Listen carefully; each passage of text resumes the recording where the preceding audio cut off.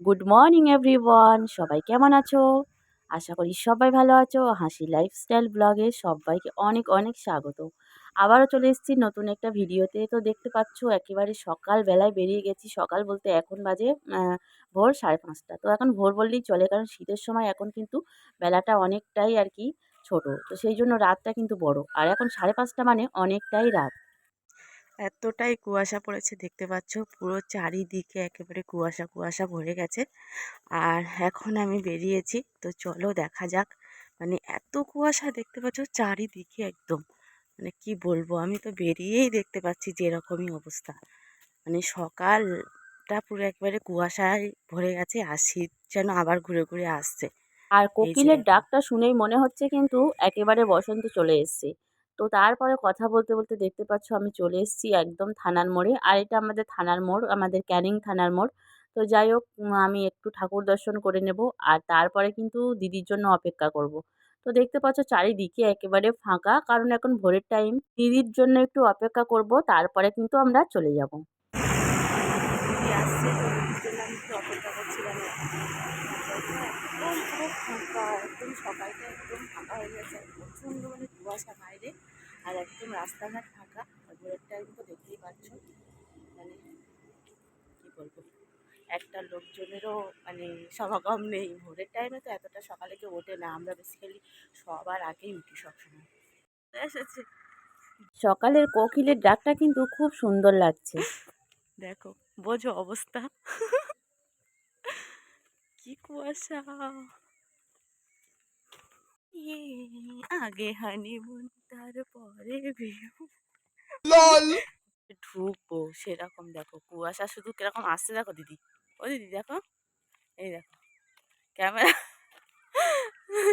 কিছু দেখাই যায় না, কুয়াশা আসছে শুধু, দেখো গাইস তোমরা, একদম বরফের মতো। কি বলবো দেখো, দেখো দিদি জলের মতো যাচ্ছে। এখন আমরা যাচ্ছি, দেখতে পাচ্ছ আগের থেকে একটু সকাল হয়েছে, সকাল সকাল হয়ে গেছে, অনেক আগেই সকাল হয়েছে, কিন্তু এত কুয়াশা পড়েছে তার জন্য মানে বোঝাই যাচ্ছিল না। তো চলো দেখা যাক আমরা কোথায় যাই, তোমাদেরকে দেখাবো একটা ম্যাজিক, ম্যাজিক না, সারপ্রাইজ।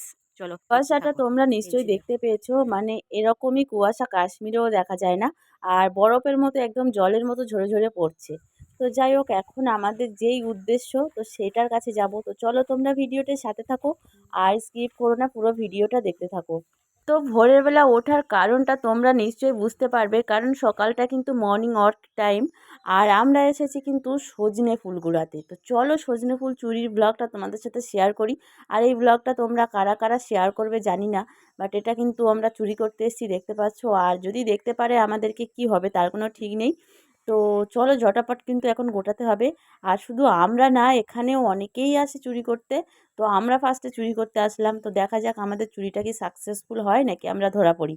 আর সত্যি কথা বলতে চুরি করতে গেলে হ্যাঁ ভয় লাগে, কিন্তু কোনো খাওয়ার জিনিস চুরি করতে গেলে একেবারে ভয় লাগে না। তো দেখতে পাচ্ছ অনেকটা আমি আমি এগুলো গুড়িয়েছি। রেখে আসি, ওইগুলো তো আমি রাখবো, আমার এখানে হাতে জায়গা হচ্ছে না।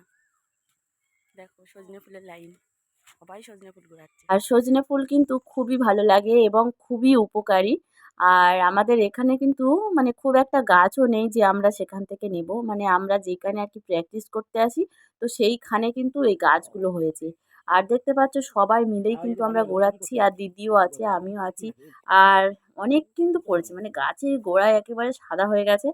তো চলো ঝটাপট গোড়াবো, না হলে কিন্তু দেরি হয়ে যাবে।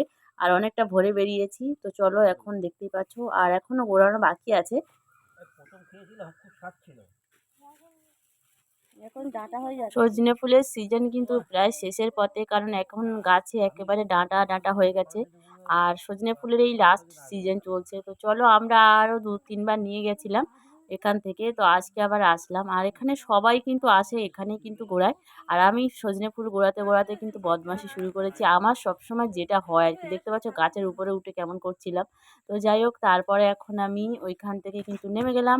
আর এদিকে দেখছো কাকু কাকিমারা সবাই গোড়াচ্ছে, আর আমাদের দেখো কতটা হয়েছে। তো আমার আর ফুল দিদি কুড়ানো শেষ, চলো যাই এখন আমরা প্র্যাকটিস করবো। চড়ি। ও, ভাজা হেভি লাগে, বা শিমের দানা দিয়ে করলেও হেভি লাগবে, শিমের দানা দিয়েও ভাজা ভালো লাগে। এবার খেতে চলে এলাম সজনে ফুলের ভাজা ভাজা না ভোড়া না পকোড়া কি করবো এখন। ভাজা, আজকে ভাজা, সবসময় পকোড়া হয়। তারপর কি চেহারা হয়েছে ছোট ছোট লাগছে কেন, বড় হয়ে গেছে। আগে বললাম না, হ্যাঁ আমি বাজারে যাচ্ছি, দেখি ওইদিকে একটা গাছে দেখি পড়ে আছে। হ্যাঁ পড়ে আছে।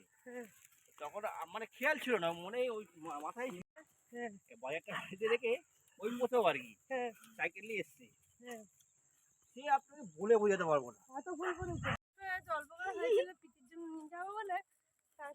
হেভি লাগে আমার। তোমার ভাইকে বলে, তোমার ভাই বাজার থেকে কিনে নিয়ে এসেছিল, এখনো আছে, নিয়ে আসে প্রায়। ওইটা যা তো এখানে ফার্মের গাছ ওগুলো হয়ে আছে, তো যাই হোক জানতে পারলে কিন্তু পুলিশ কেস। তো চলো বন্ধুরা, আজকের মতো ব্লগটা এই পর্যন্ত। সবাই ভালো থেকো, সুস্থ থেকো, টাটা।